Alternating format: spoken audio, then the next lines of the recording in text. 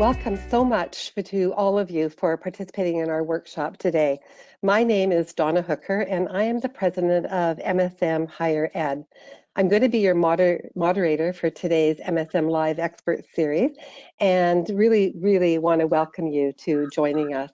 Before I get started, I just want to express my sincere thanks to Shreg and Suni, who are working behind the scenes. They're our technical people. If anyone is having any technical questions, they will be able to support you. Just enter your question in the chat line, and they will definitely help you to sort out any problems that you're having. Without their contribution to making this day possible, I think that both Mark, our presenter today, and myself would be, hanging in sort of kind of some serious discomfort. So they've really done a great job. So thank you both, Streg and Suni.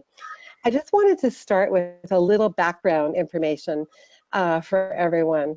The international education sector has been a major contributor to the GDP in nations across the globe. In Canada alone, where our office is headquartered, international education revenue exceeded $22 billion last year. Colleges and universities are relying on international student tuition fees, and in some cases, perhaps even more than some of the traditional revenue streams that they have: housing, food services, recreation services, and even some of these extra services that might be unique to particular institutions. COVID-19 has had an incredible impact to new and returning international student enrollments. For those countries where there is a May intake, we've seen that already. And applications are clearly down for September and January, suggesting that there's going to be further declines in the near future. What this really means for institutions is that they're going to have to come up with new and creative ways to augment their international revenues, because we're not going to be able to rely on government support.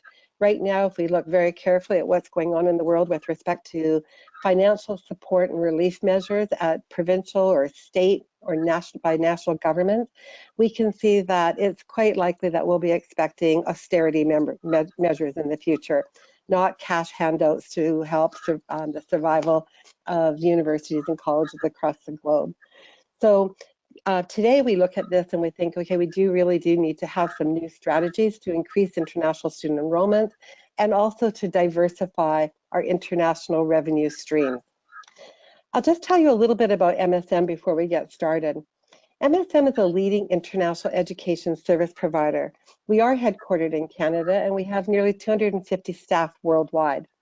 Collectively, our senior leadership team brings over 150 years experience in senior administrative leadership roles in the public post-secondary education system and private education system as well. Our MSM Global Ed division is well known for its results-oriented approach to enrollment management services.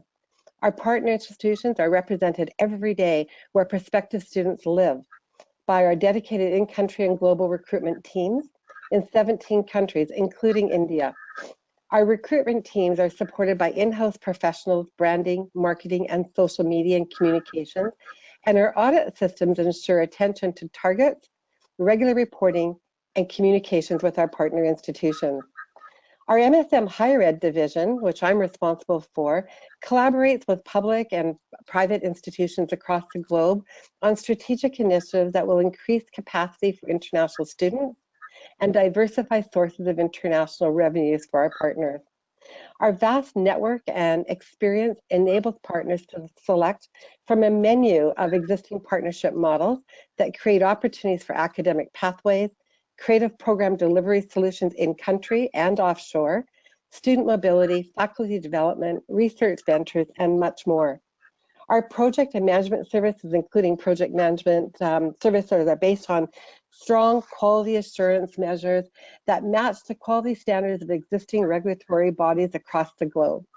MSM's performance management business models are attractive to institution partners who want to diversify the revenue streams without the need for front-end financial investment. Today we have MSM Live Expert series that we're introducing, and today's speaker is Marguerite Marguerite Dennis. My apologies, Marguerite. Marguerite J. Dennis is an internationally recognized expert on creating international strategic plans and international student recruitment programs. Marguerite's the author of 6 books on higher education, 2 books on international higher education, and more than 250 articles on higher education. She served as a consultant to colleges and universities in the United States, Europe, the Middle East, Asia, and Africa.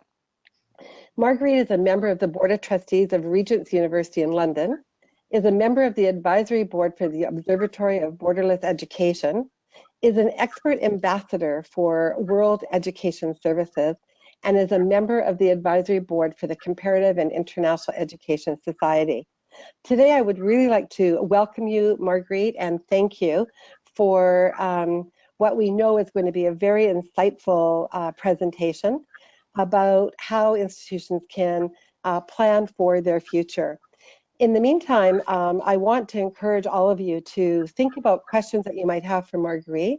You do have an opportunity to put your questions in the chat line, and towards the end of the session, we will have a Q&A, and I'll raise your questions with Marguerite so that she can answer them for you. So with no further ado, and with great appreciation, please join us to hear from Marguerite.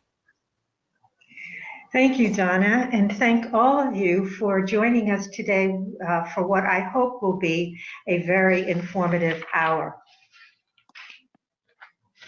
We will never be again as we were. These words by Henry James are from The Wings of the Dove, and I'll wait for Donna to put that slide up. I don't think we should be as we were. I don't think there can be any return to yesterday. None of us participating in this webinar, and certainly not myself, have ever experienced anything like what we are experiencing now. There is only one thing that I feel I am certain of, and that is that the new normal will not ever be as the old normal was. That's the only thing that we know. But none of us really know how this is all going to play out in the days, the weeks, and the months ahead. What we're trying to do today is to just take a snapshot of what I think is likely to occur, not only in your colleges and universities, but also in your jobs. So what are the objectives? What can we hope to accomplish in this very short period of time that we have? Next slide. What I hope to accomplish is to share with you what are the residuals after this crisis passes. What is your college or your university likely to look like? What are your jobs going to look like? How will they be restructured? And also to identify the opportunities that are ahead for higher education. And yes, there are opportunities, because what this pandemic has done is to shed a bright light on some of the most unsustainable academic, administrative, and financial practices in higher education today, and therefore give us an opportunity to first recognize those deficiencies and then to correct them. Next. So what are some of the residuals? And I think this next slide, this is the most difficult thing to get our heads wrapped around. We are forever changed. We will never be as we were. What I hope, as a result of this webinar, you will go through the presentation this afternoon and try to reimagine what your college, what your university, what your administrative, your academic life is going to be like after the residuals are known. Next slide. So what we do know already, and I'm not sharing anything that probably the 117 of you do not already know, that the supply chain, this Chinese supply chain that has been propping up, if you will, many colleges and universities around the world, and especially in the United States, in Canada, and Australia, and in New Zealand, that supply chain has shut down. We have already seen decreased enrollments in the United States, in Canada, in Australia, and in New Zealand. But a word of caution.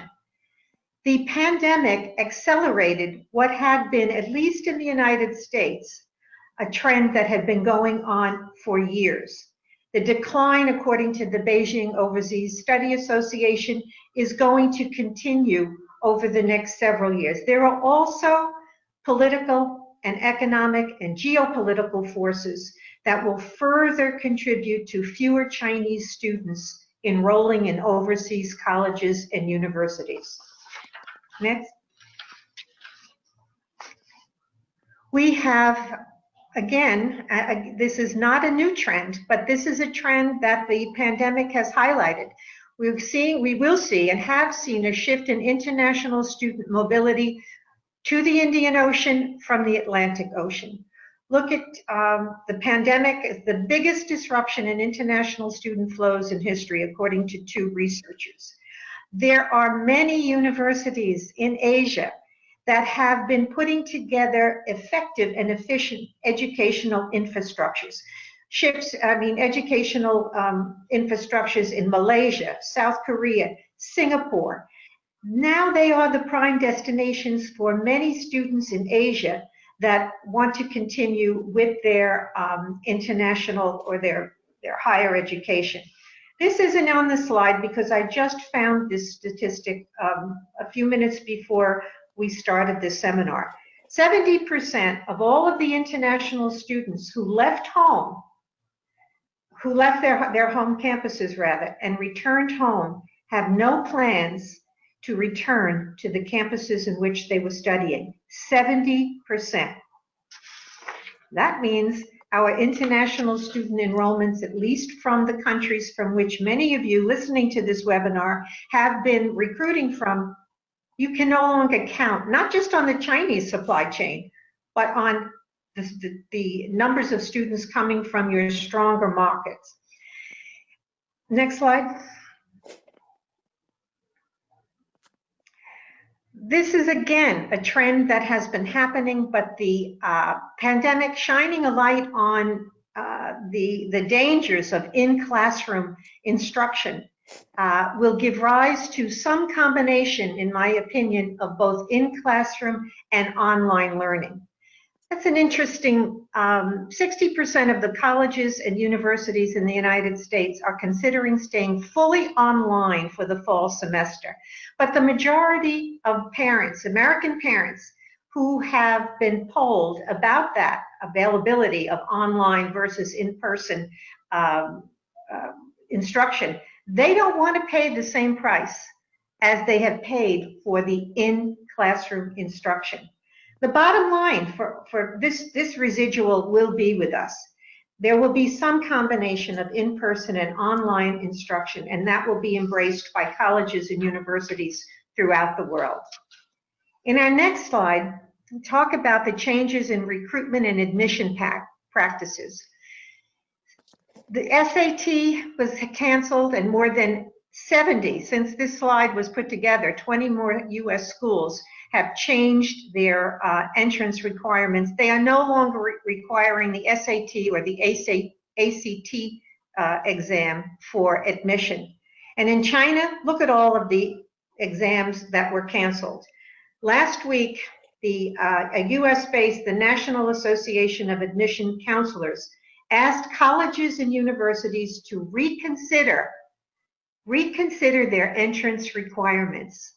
So one of the residuals that may happen as a result of this pandemic is to, I use this word very liberally perhaps, is to free colleges and universities worldwide from having to have standardized tests as part of their admission requirements.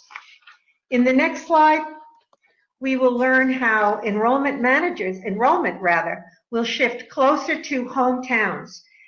Expect the decline of student outward mobility due to the pandemic. In April, Study Portals published a survey. 40% of potential international students were changing their study plans for the academic year. But let me insert here a word of caution. What we know today, if we were to do this webinar in August, all these slides, all these numbers, all these statistics, all of these surveys will be different. And the reason that they will be different is because the student, the student customer is going to decide where they go to school. Not branding, not your agents, not the best international recruiters in the world. The students are going to decide. And in part, in my opinion, they are going to decide based on what colleges and universities are doing, not just after the pandemic, but during the pandemic. It's no accident that one of the few countries now that can boast of an increase in international applications is Sweden, with a 12% increase in applications. And why is that? Because worldwide, Sweden is one of the countries that appears to have, I don't know, they have conquered, or they have managed the virus in a way that the rest of the world hasn't, and they have an open society. They have schools that are functioning, but the applicant, the student applicant, is going to tell you. You are not going to tell them where they're going to enroll. And I think that's a very, very important thing to reimagine. All of these surveys that I've listed here, they're all, it's not just in the United States. 54% of the 3,000 students planning to study in Canada are planning to defer their admission for a year. 15% have already changed their mind. We could go country by country, survey by survey. It's not that these surveys are irrelevant, but they're early. They're early in this whole this whole reimagining of what this pandemic will ultimately tell us about international student mobility. On the next slide, I talk about teleconferencing. What are we doing now? Ordinarily, I would have gotten on an airplane and given this lecture somewhere in the world. This year, almost all international travel for research, for recruitment, has been canceled, and it will continue to be canceled. This again is not on your slide, but I found this very interesting. I'm sure you've all participated in Zoom meetings. I know I have had my share of them. But listen to this statistic. In January, the daily downloads for Zoom was 56,000. 56,000 downloads in June. On March 23rd alone, on one day, there were 2.13 million downloads. Now that says something about the future of international travel. It says something about the future of international conferences. I am not suggesting in any way that all international travel, all recruitment travel, all international conference travel will be canceled in the future. What I am saying, though, and I think it's a fairly safe thing to say, is that they will be in reduced numbers. They will not be at the rate that we all traveled around the world. I did my fair share of what I called for many, many years long hauls. I spent 6 months traveling the globe, recruiting international students, and consulting with colleges and universities all over the world. I think what we're doing now, even though it's not as good or as robust as what we could do in person if we were all sitting in a room, this is going to be part of how students and administrators and faculty interact in the future. What are some of the opportunities? Well, here we get into, I think, some of the reimagining. And I think if I could rebrand this webinar, I would rebrand it with that. How do you reimagine yourself? How do you reimagine your colleges and universities? What you do, why you do it, and what you do better than nobody else. These are the opportunities that are right at our doorstep right now. If you can answer these questions, you can create a distinctive vision plan, which is a unique branding opportunity, and it is very, very different from a strategic plan. So what is the first opportunity? On the next slide, we'll will share that with you. The first opportunity that I see, the most important. A vision plan is a statement of intent, and it is fundamentally different, as I said earlier, from what a mission statement is. Mission statement is a description of the route that you're going to take to reach your vision, but it is not the overarching vision. What differentiates your school? Schools that have the ability to spring into action, like right now, to respond to major, fast-moving, and disruptive crises like this pandemic, are the ones that will create sustainable vision statements. Don't wait to get all the facts, all the things that you're going to need to create your vision statement. The good now is better than the perfect later. Vision plans take time, and it's not thinking in a box or out of a box, it's thinking without a box. And the bold administrators who will have bold administrators, not strategic planners. Remember, those are the ones that will give you the roadmap on how to get where you want to go.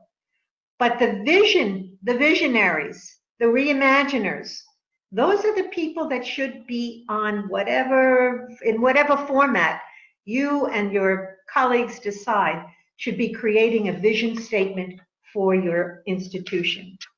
The next opportunity that I see is to restructure the academic year. I'm sure those of you that are faculty will probably or maybe delete this webinar. I don't want to change the academic year. I want to teach 14 weeks in the fall and 14 weeks in the spring. I want to teach in room 312 that I've taught in every year, but that's not possible anymore. You can't have students enrolled basically for 6 months as the residual of this pandemic manifests itself. What I think we need is a combination, and we talked about this in one of the earlier slides. What you need is a combination of in-person and online learning over the course of an entire year. Oh my gosh, is it difficult to do? Absolutely. Does it break down silos that have been entrenched for years and years? Absolutely. Is everybody going to be ticked off because their turf is going to be, their turf is going to be threatened? Absolutely. But let's reimagine something. What if you could, with whatever combination of people you need, you could restructure your academic year? What could be some of the possible outcomes of that? Would you have better progression, retention, and graduation rates for students? Would they be graduating with less debt? And for schools, would you have the opportunity to increase your revenue because you're going to be enrolling students for 12 months, not for 6 months? That's a reimagining. I think it's an opportunity. Next, I think institutions will explore some of the following: beginning the fall semester later, creating a structured gap year, increasing the number of courses taught online. And in the next slide, I continue with designing separate courses for residential and online students. And remember, at perhaps a different rate, allowing students to take one course at a time for 3 weeks, 4 weeks, offering a modified tutorial model of instruction, taking a common online lecture session. What would your school look like if a personalized for the client, the student client, not what has traditionally been for faculty and administrators? What would that look like? I heard of a very interesting, and again, it's not on your slide because so much of what I wanted to share with you today came as a result of the slides already being sent to Donna. But I heard of a very interesting school in Pennsylvania, very, very prestigious progressive school, Haverford University, I'm sorry. And this is what they're doing in the fall. They are bringing only their freshmen to campus, only the first-year students. Each of those students will have their own separate dorm room. The rest of the student body, the second, third, and fourth year students, will take that semester online. And then in January, they will see where they are about bringing those students back to campus. But the freshmen, that critical freshman year, will be spent in socially distant lecture halls, classrooms, and in your own dormitory room. It's something I share with you because, again, for as many difficulties and as many naysayers as we have about that we cannot reimagine ourselves, here's a school that I think at least has done something very creative. So if you have, our next slide will share with you, this is opportunity number 4. If you have year-long academic calendar, you're also going to have a year-long recruitment and admission program. I'll wait for Donna to get that slide. Okay, you can't have students attending school year-round, but you only admit them at certain times during the year.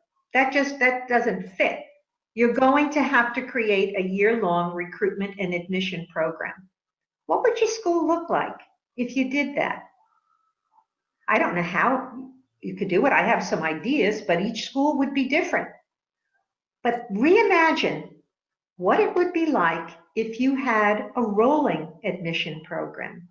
And I'm not talking about watering down admission requirements. I'm talking about having a flexible program, because the student client has said, in this time of uncertainty and fear, they will be at your school, but they might not necessarily be available to start in September or October and January or February. What would it look like? And the next slide, we talked about before a little bit about international recruitment travel. Depending upon what part of the world you live in and what school you attend, 80 to 95% of all international travel has been canceled for this year. I also found it interesting, passenger travel at Heathrow Airport, where I've spent more time than I care to admit, is down 97%. 97%. We're all going to be cutting costs. That's just a residual.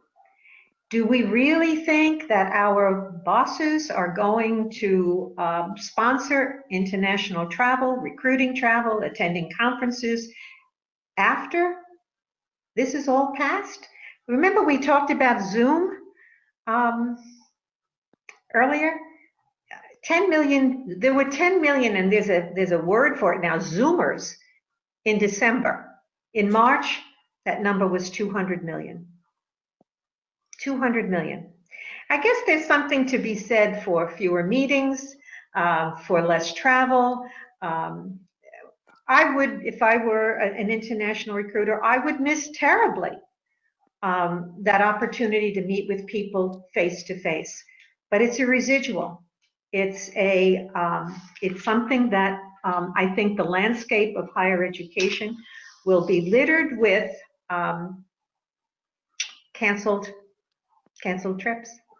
Okay, what about the financing? This is opportunity number 5. I haven't wanted to read directly from the webinar, from the slides, but I do want to bring up Mr. Connor's quote. Every university we have spoken to expects to be impacted by the virus, and for some schools, the potential loss of income is projected to be greater than £100 million. He was referring, of course, to schools in England. And that is before you factor in losing new students. That has a multi-year impact. So those schools that have a less than robust online course strategy and weak endowment portfolios, those models, those business models that have been in place for years and years and years, of increasing tuition each year by a certain percent and maybe increasing bursaries or scholarships, maybe not to the same extent.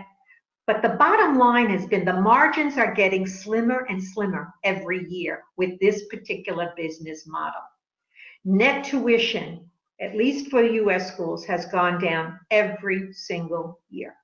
It's not working, and it certainly won't work, in my opinion, after the panic of the pandemic passes. Alan Coe, in our next slide, makes an even more dire prediction. 5 years from now, you're going to see several hundred universities bankrupt. There were many universities already in a precarious financial situation, and this is going to put many of them under.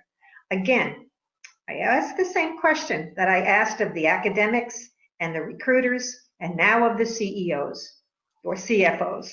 What would your school look like if smart cost-cutting measures were implemented throughout your institution? Can you imagine, or can you imagine your school not going bankrupt? Can you reimagine it not going bankrupt? What would you have to do in order to make it not go bankrupt? Finally, this one is opportunity number 6. Pretty obvious that we should be collaborating, and collaboration should be taking over competition. There are so many different models. I just read of one today. The University of Arizona announced earlier this week that it's creating a global campus in 24 countries to reach students that are unable to travel internationally. So what they have done very cleverly, Michael Crow, I think one of the best higher education presidents in the world, what they have done is to partner with 34 different colleges and universities. I'm sorry, 24 colleges and universities throughout the world.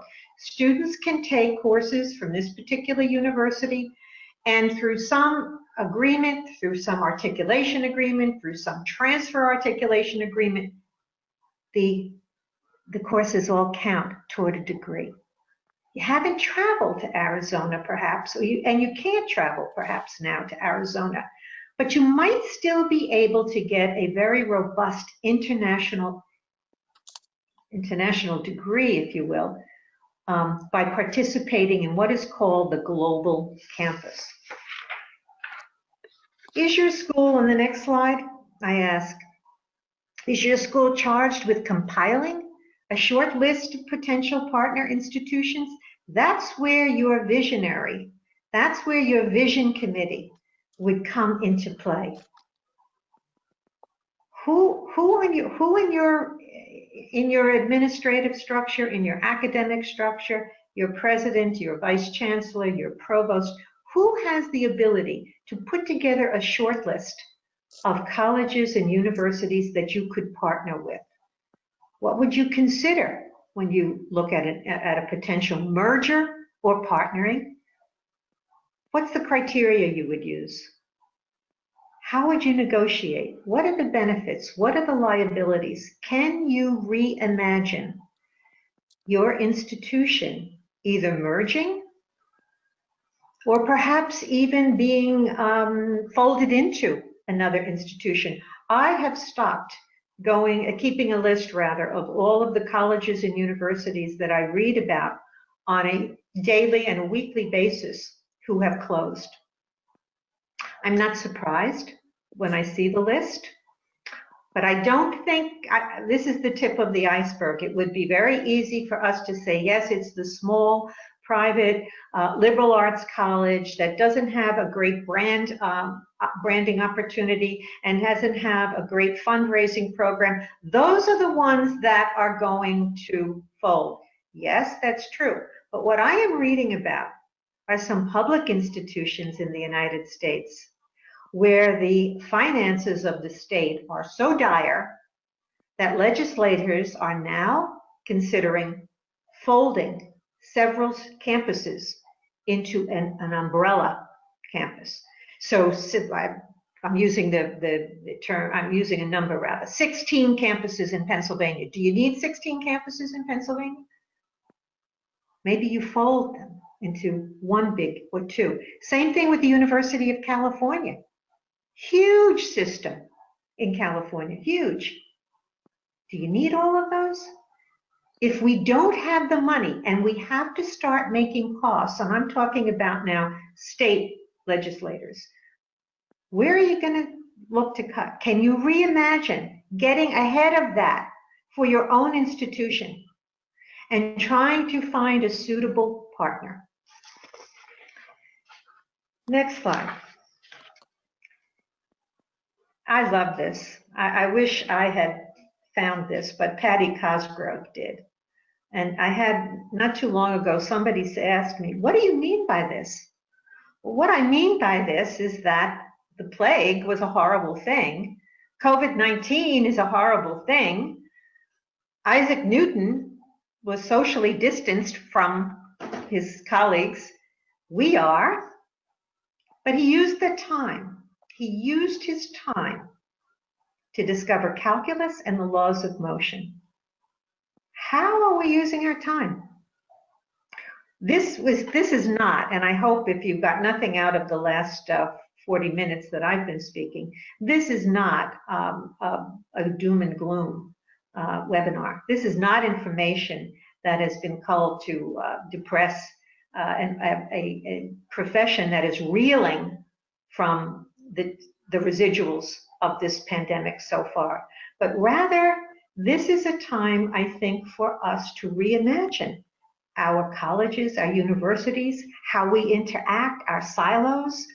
How is it going to be our jobs? How you look at your jobs, how you communicate. Maybe you don't like to Zoom. Okay, not many people do. But maybe that's going to have to be a residual that you will just have to live with. And there are so many parallels in history to higher education right now. Richard Haas, who's the president of the Council on Foreign Relations, I follow his works religiously. He describes this time in the world as less of a turning point, which is how it's being described by so many of us, as rather a way station along the road. And it's been a road that we've been traveling for decades. A lot of the unsustainable practices that have been part of higher education for years. We've been complaining about the cost of higher education. We've been complaining about student debt. We've been complaining about, unreasonable admission standards. Well, we've been complaining about that for decades, many of us. But now, that's a road we've been on. The pandemic has said that there's no, the road, the end. The road is ended. And now you have to find another road, another path, another reimagining. This is not, pardon me, this is not the time, next slide please,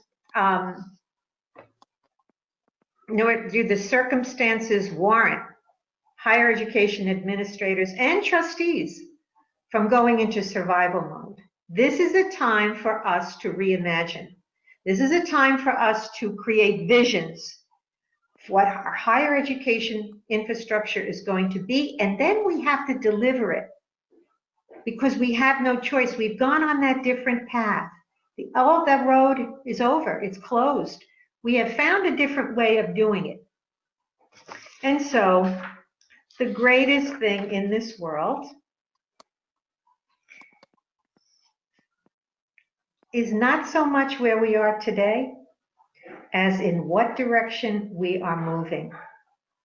And I do believe that, again, as I said earlier, if we were to give this webinar in August, I don't think I'd use one of these slides. I think they'd all be different. And I would hope that some of what I've shared with you today, you would say, okay, that's where I was, and this is where I moved to, and this is the effect that it had, and I reimagined myself, my college, my university, the way I do work, the way I structure my work life, and the way I structure my personal and my home life. So let's keep moving. And I wish you all the very, very best as you go forward. There is so much that can be done, that should be done, that can be reimagined. And I hope I've sparked a little bit of enthusiasm for that reimagining. Thank you.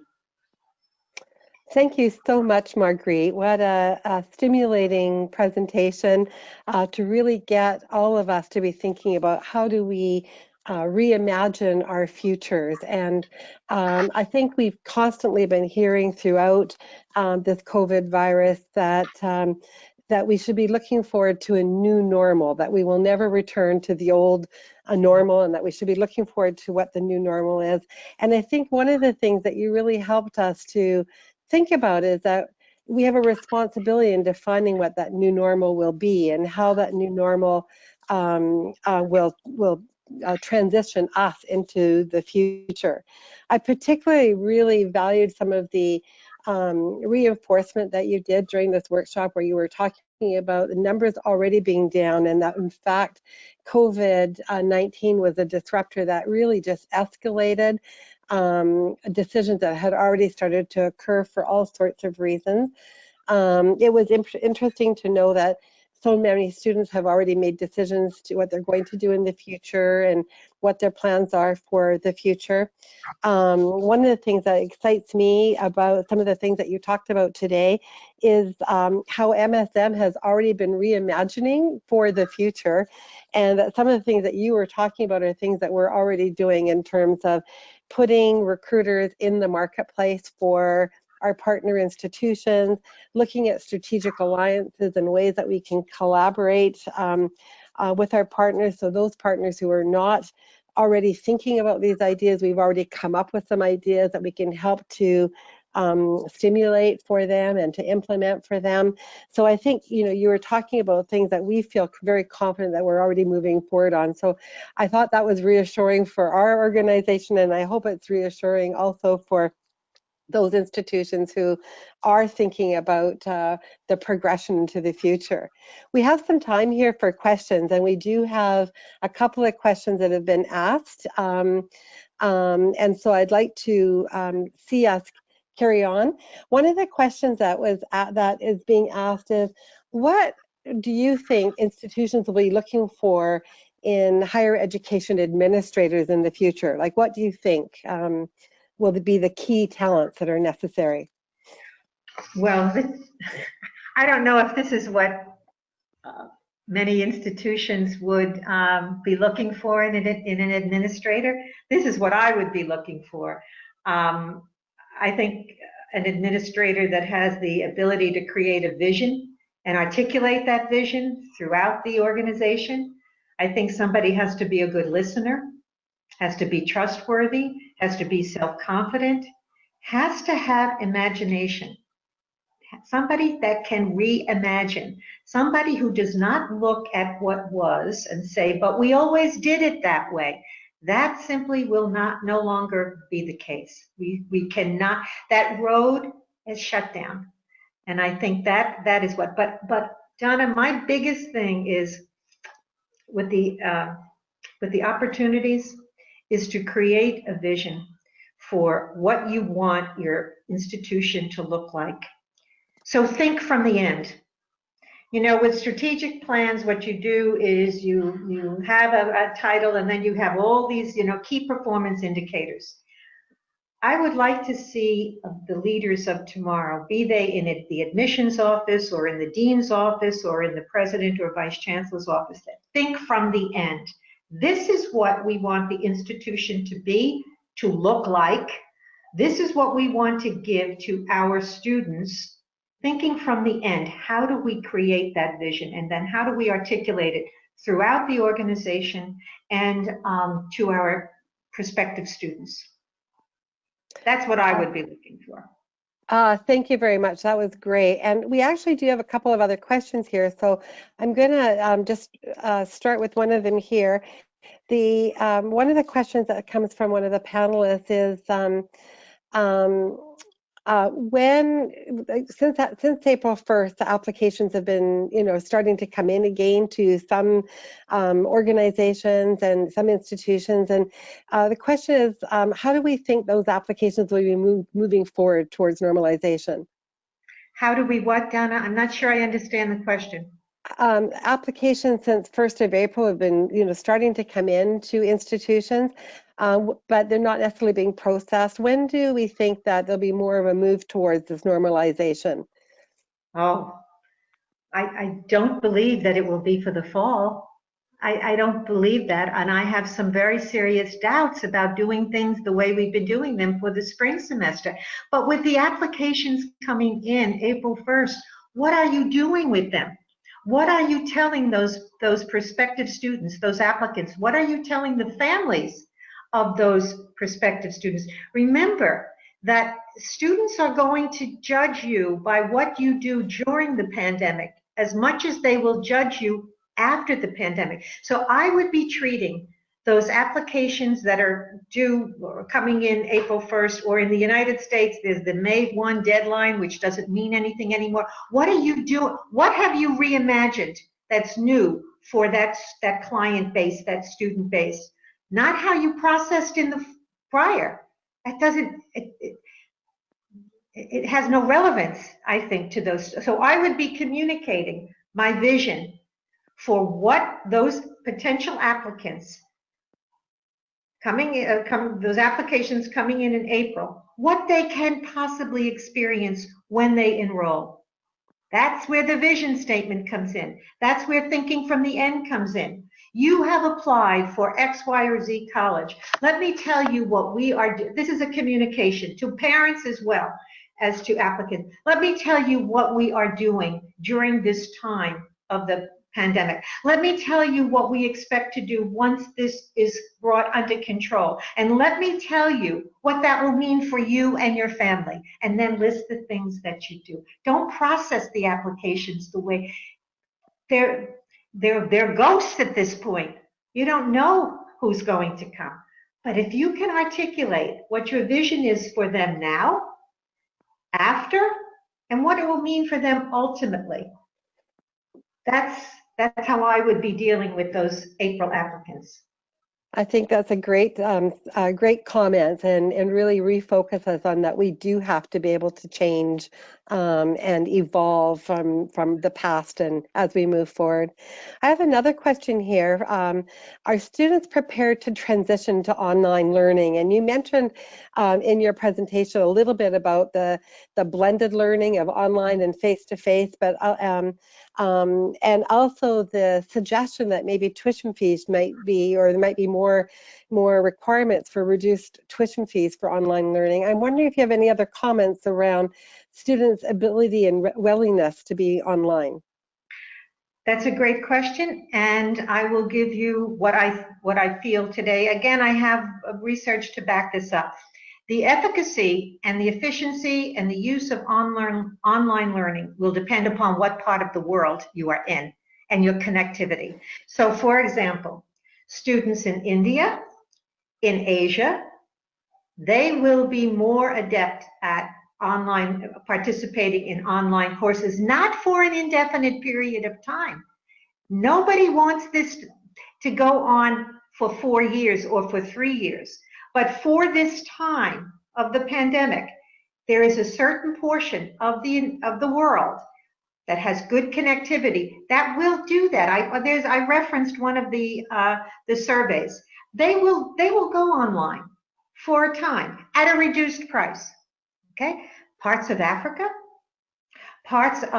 even parts of the United States, rural United States, where there is not good connectivity. No, they can't. They can't do that. So we can't, with a broad brush, paint online learning as the savior for one of the residuals of the pandemic. It will work in certain parts of the world. It will not work in other parts of the world, and it will not work forever, because we are all social beings. And part of the experience of being a college student is being with one another. So whenever that is possible, those that have participated in online learning will join back on campus. Very, very few people, very few. In my opinion, what I know now, will take a pure 4-year or 3-year degree online. I just don't see that as part of one of the residuals. I don't. Great, thank you.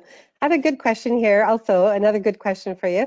What would your recommendation be to an administrator who's seeking to balance their budget in regards to international student recruitment? Should they cut their international offices or maintain them despite anticipating a rocky 2021 year? Do not close your international student office. Communicate what you're going to do for your international students once the pandemic passes, once you are able to service them in the way that you want to do. What is your vision? Keep going back to that. What is your vision for how you will treat international students when they can come to your campus? Or what is your vision for them online now? Okay, how do you communicate that to them and to their parents during the pandemic and then after the pandemic? Thinking from the end, what is it that you want to give those international students? What experience do you want to give them? Create the vision for that, for them rather, and articulate that. You cannot do that if you cut your international student office or services. I have consulted with many, many schools around the world. And I have, whenever this has come up, because money is always an issue, and people look to cut. And so, in my opinion, and not a very inspired CEO will say, everybody has to cut 10% of their budget.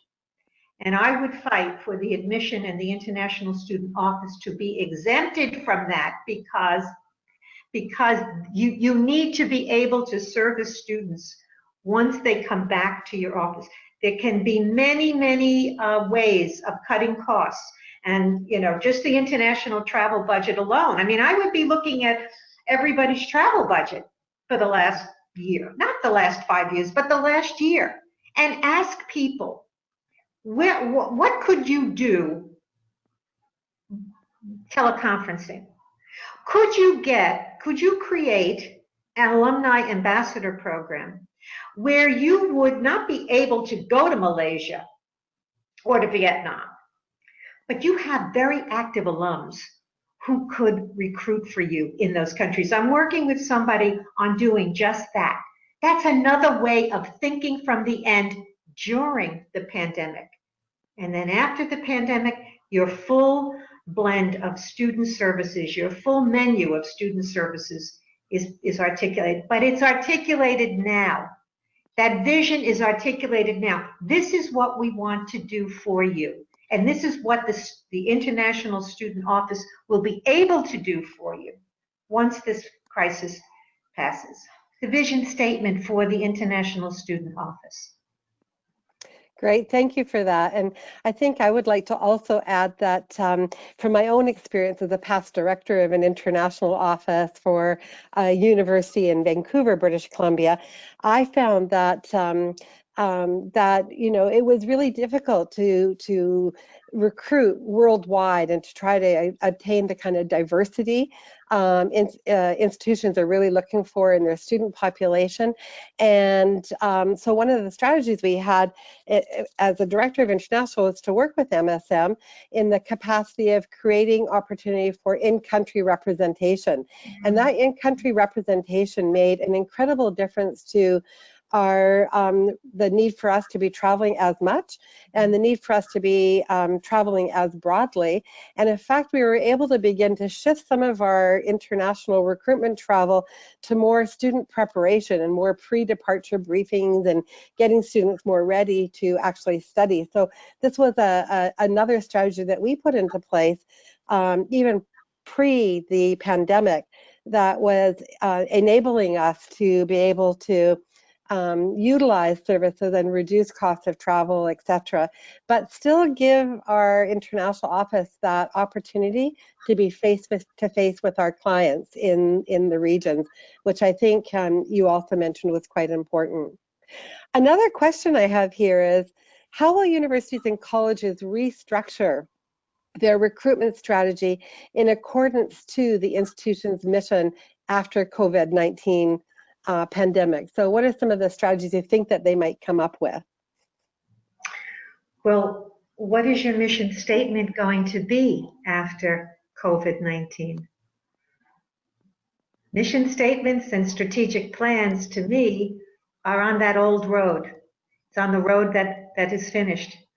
Okay? What is your vision statement? How have you reimagined your university?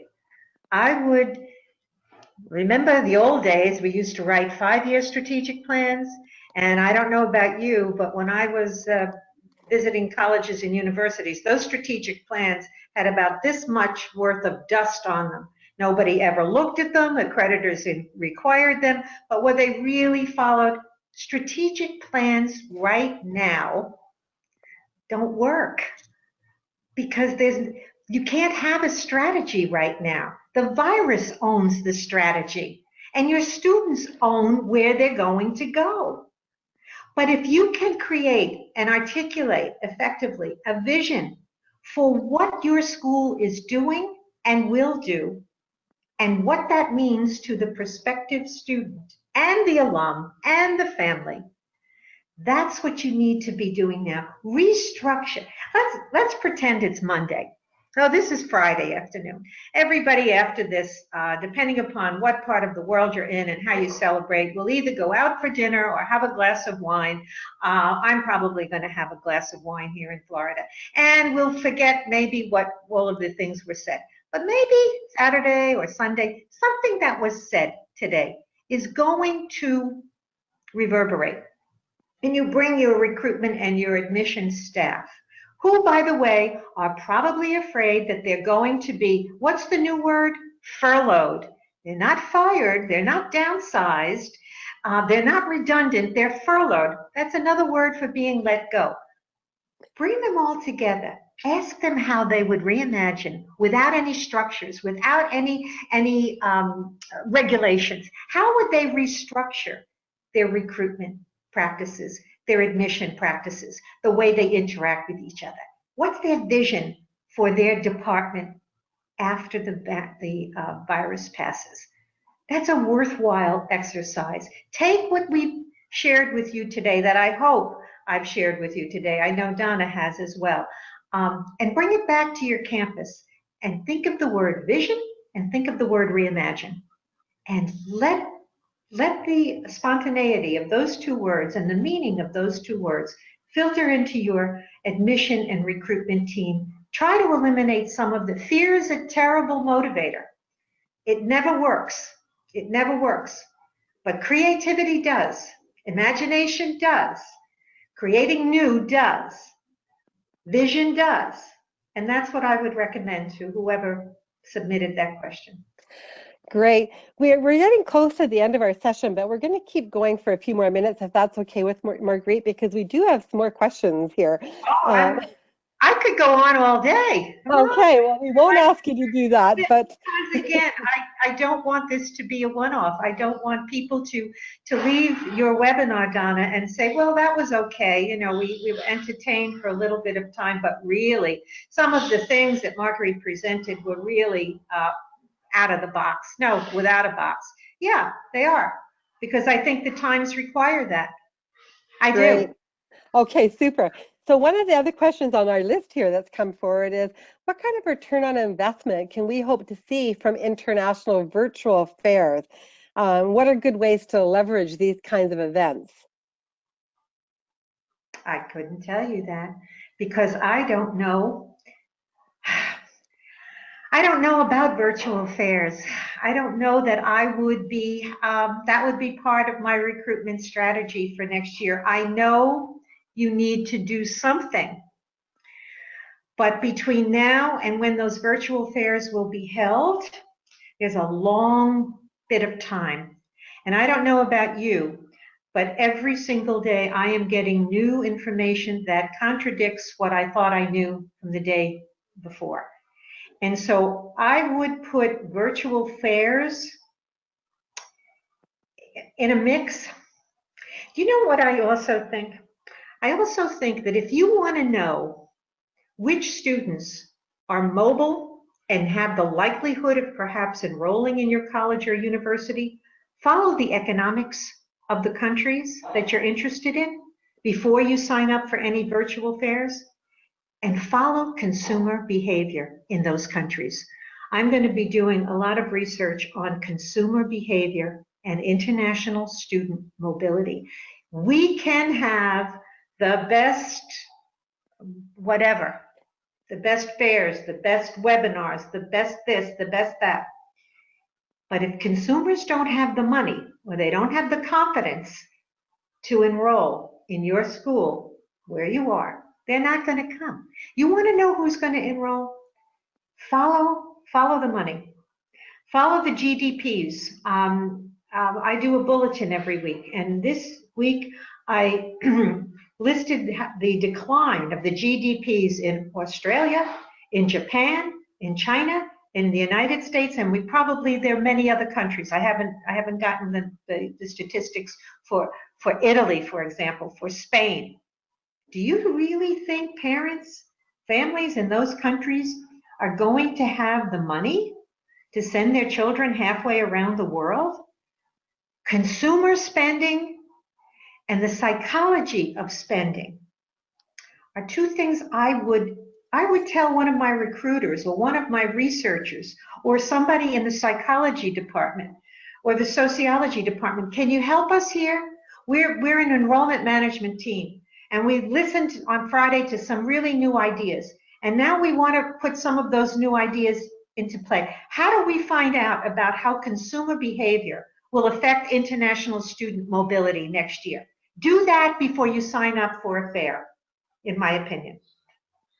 I think that's great advice. And another thing I think that I could add to that comment with respect to this question is that well, I think it's really important to sort of know where you are and where you're participating in these kinds of virtual events.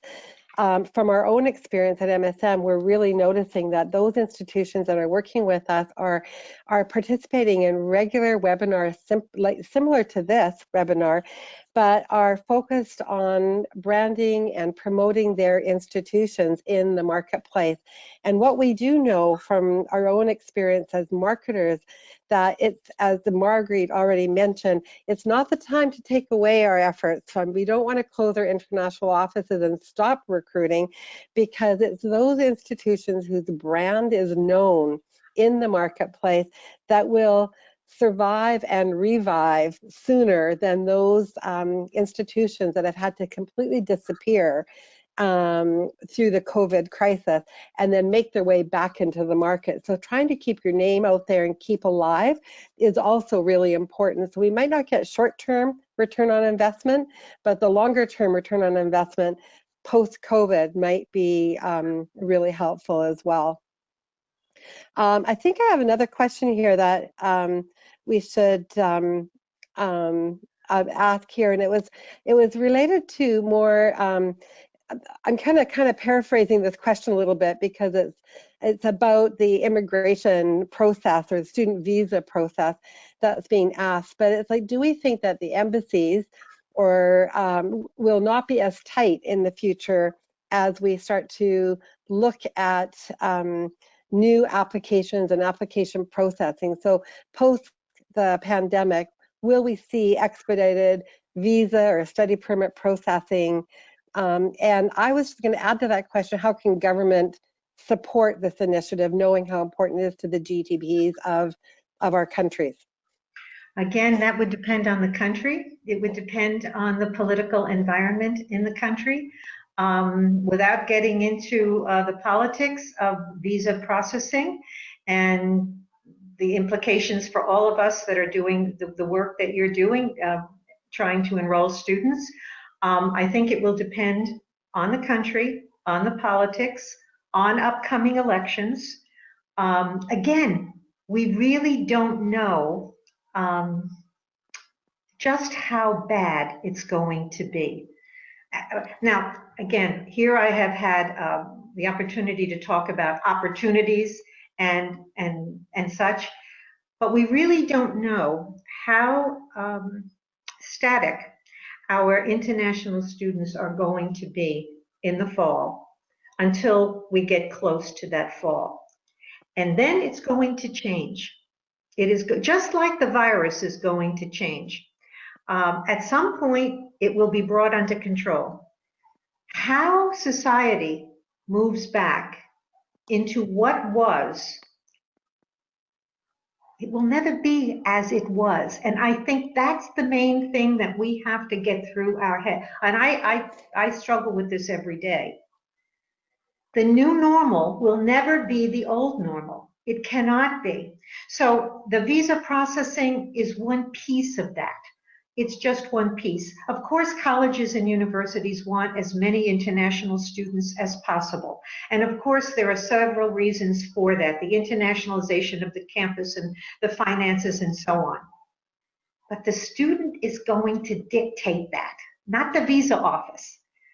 The consumer and the psychology of spending is going to dictate who shows up at that visa office. I wouldn't be as concerned about the processing of visas as I would be about the numbers going to the office. Great. I think that's a great segue into final, more of a comment than a question. And this particular comment comes from a recruiter more than from an institution. But as I was looking at this comment, I thought it was really insightful for institutions. So I think I might close our question period off with this comment. And the comment was, I want to give you a recruiter's perspective as well. And the analysis that's been presented does match a lot with what they are facing with grassroots from the student level. And what they're telling their students is to get online credentials for the time that they're waiting during this COVID period. They've also said, I'm always stressing the need for upskilling before packing your bags for an international study experience. So this is the recruiter saying that this is what they are doing. Now that there's not as many options available for students, students are starting to actually listen to this advice and are really doing things to try and get themselves gearing up to get themselves more ready, taking short-term certifications for the period starting in October and November. So I just thought that was very insightful because it's part of what you talked about. And from a recruiter's perspective, I think as institutional representatives, we need to hear what do the recruiters see, because you're out there, you're talking with students directly. And I thought it was really insightful that you are making some suggestions for students to do short-term training, do preparation training, and getting yourselves ready. So thank you very much for that recruiter's perspective to this particular session. I also wanted to just take a moment to thank Marguerite one more time, and to all of you who have participated in this presentation today. It's been really great, I think, for both me and for Marguerite to be able to express some ideas for the future. Marguerite, hearing your input was so valuable. The research that you've done and the experience that you have in this sector is so important for all of us to use. You'll see that I've put a final slide up here on the panel that has Marguerite's coordinates so that you can be in touch with her directly.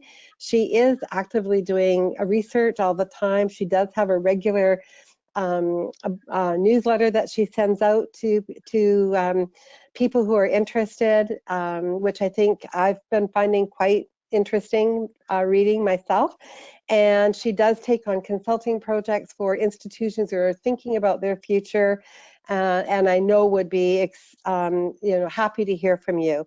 Likewise, as the president of MSM Higher Ed, I think we do have some forward-thinking solutions that that we are putting into place for our partner institutions. And with over 40 partner institutions around the world, we have a good network that we already can connect partner to partner. and with an incredibly huge recruitment network, we're able to really provide in-country support globally for institutions as well. So please don't hesitate to be in touch with me either if you have any questions about the services that we provide. Once again, Marguerite, thank you so much. I enjoyed it. Thank you. Thank you. And to all of you participants, it was really great to have you join us today. And with that, I'll close the session. Thank you so much. Bye-bye. Bye-bye.